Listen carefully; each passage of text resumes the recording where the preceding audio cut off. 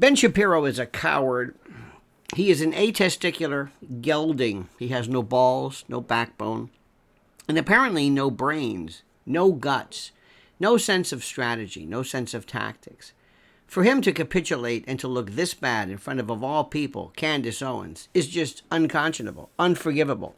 And this is with all due respect to Candace Owens, but let me tell you just right off the bat, I've never been a fan of any of these people. I'm not one of these fans. As far as people on TV or, what am I saying, TV? I'm such a relic. People on whatever it is. I don't really fall into. I mean, they'll say some things, but I'm not into fan. I'm not into the cult of personality. That's not my thing.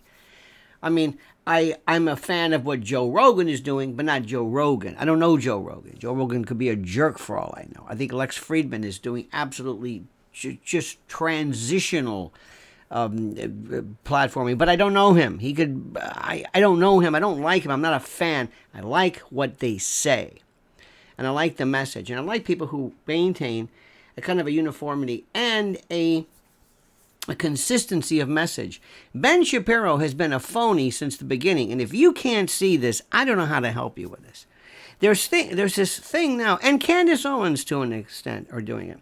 It's this idea that much like the way people will use phrases, amazing, awesome, that sort of thing, the way people will use the word like, the way that people will wear pajamas and Uggs as, you know, patterns of new couture, and how people will, for whatever reason, all of a sudden get hideous tattoos.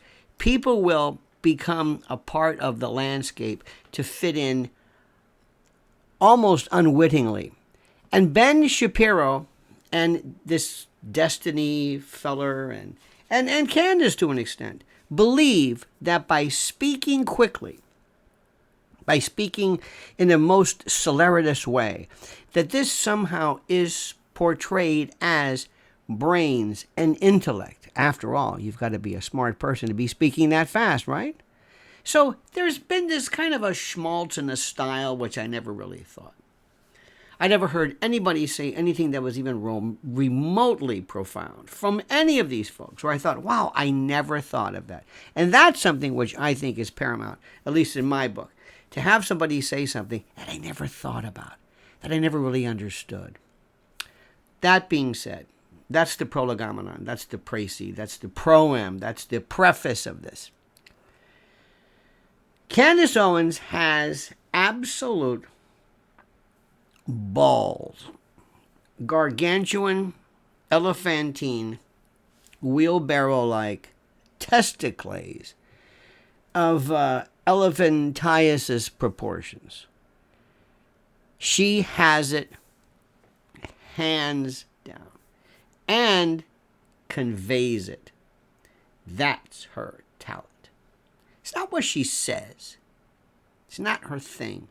It's her talent. She kind of sometimes makes some mistakes. Remember when she was hanging around with Kanye? Okay, not that big of a deal. She kind of pulled back from that. But she got involved in this group. And she figured, okay, you know, the bunny's good or whatever. And they said, okay, we got a real talent. And she has, I think, branded herself perfectly. Okay? All right.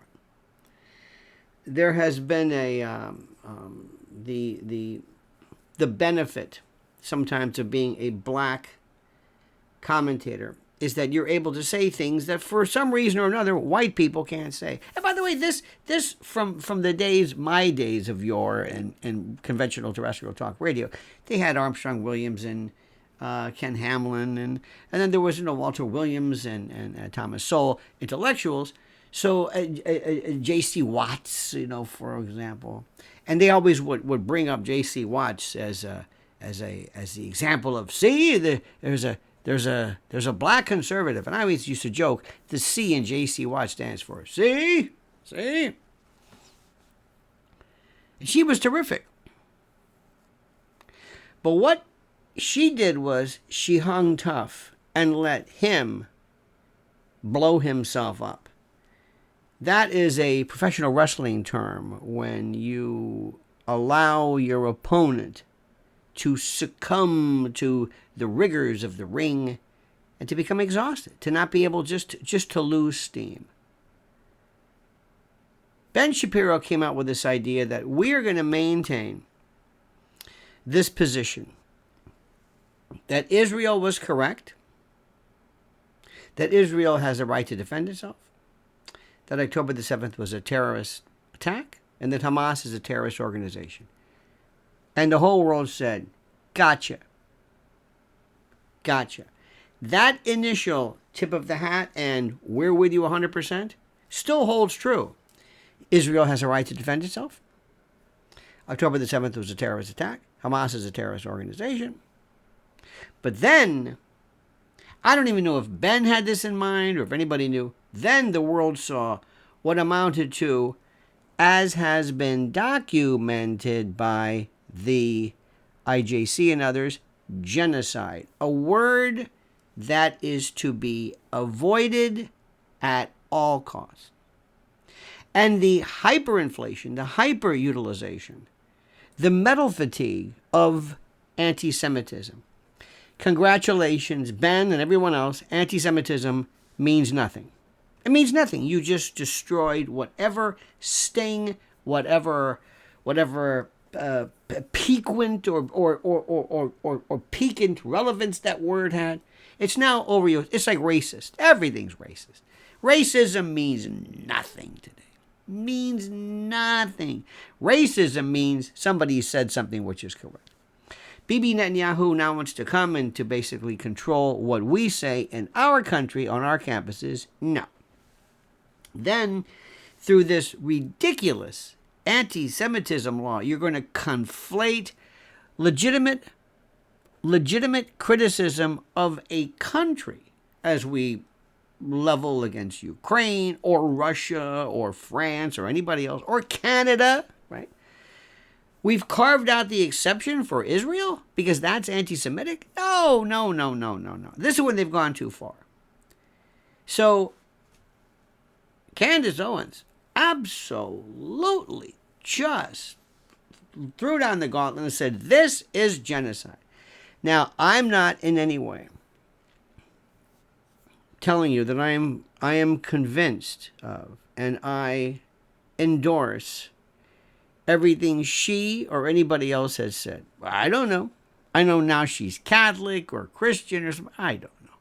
When people all of a sudden waive their faith, I've heard this before. Look, I've been around, see? I've been through this. You got to understand something. I got my bones. I made my bones. I got straightened out during the days of Rush Limbaugh. We all kind of came up. I'm an OG, my friend. I've seen this. And this is the current iteration of what's been going on for a long time. But what Ben Shapiro should have done was simply this. Let's sit down. Let's sit down. And the first thing you do is you meet your challenger. Number one, meet your challenger. Don't run from them. Meet. Not like the governor or the mayor of Chicago running from reporters. Meet with them. Sit down, Candace. Sit down. And one of the things a great technique is to always ask somebody, well, what would you do? That's the best one. Candace, what would you do? How would you have handled October the 7th? And just wait. And then just pick apart what she's saying. Okay, Candace, are you familiar with what Hamas is? Are you familiar with the texture, the tenor, the depth of the particular discussion at the time? Candace, are you familiar with the history of Hamas? Are you familiar with what's going on? Are you... And just ask her. She will blow up under the complexity, under the weight of the difficulty of trying to find some answer, some easy to grasp answer as to what's happening. And that's a very interesting aspect of it. Let her speak. What do you mean? How do you define genocide? Candace, what's the difference between if you look at the genocide definition of what's been done in Gaza with what we did, the United States did in Japan, when you destroy in whole or part, an ethnical, as they call it, the nationality, with the intent to do so? Do you know some of the things that Curtis LeMay said? Do you understand that some of the utterances that not only American generals, but just the tenor of the time, this absolute hate, this enmity towards and against Japan. I think that would that qualify under this as well? The Vietnam War, when we referred to the Vietnamese and the Viet Cong and the NVA as Charlie and Gooks, and do you think that could have been events? Candace, isn't it true that in all respects, war by virtue of what it is, by what it seeks to accomplish, is in fact genocidal? Candace, do you think that maybe it's almost an impossibility to craft a statute that deals with the absolute inhumanity of what war it is, both on October the 7th, which certainly you must agree with, and what you believe was the answer. Israel's answer was indeed problematic. But do you think that this goes to show you the absolute horror of these kinds of events in and of itself? Do you? And just speak.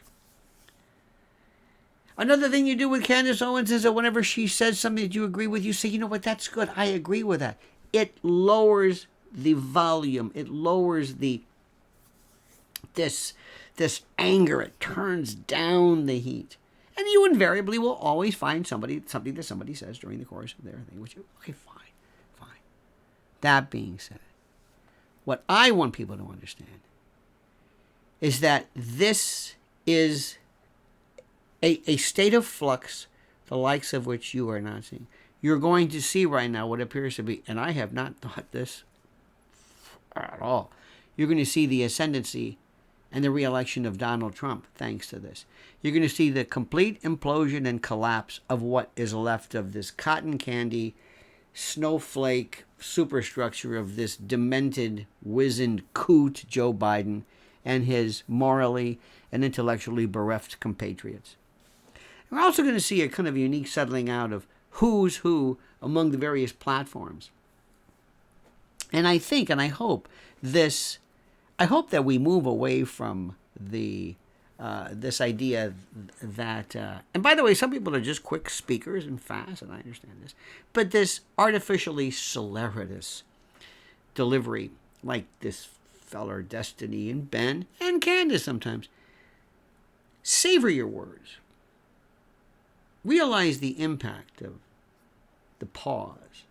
Let people process it. See, I can't read somebody's. It's like being a trial lawyer. It's like doing closing argument. You want to be able to read the eyes. And it takes a second for people. Pausing some of the greatest people I've always loved Gore Vidal and Buckley to an extent, and others. But even in the famous James Baldwin Buckley Oxford debate, if it had been delivered in a Destiny speed, Destiny reminds me of, remember in the old days when there'd be a commercial on radio for, I don't know, like a car lease, and you would hear this, the perhaps not were prohibited, and you would get somebody who could actually speak fast. Well, not because of digital stuff. You just take somebody reading something slowly and just speed it up, and that's what it sounds like. So Ben Shapiro, you lost this one. You did more to harm the case. You have seen now, and will be seeing, the apotheosis, the elevation, the canonization, the beatification, the elevation of Candace Owens. And the best part is this: you own gold.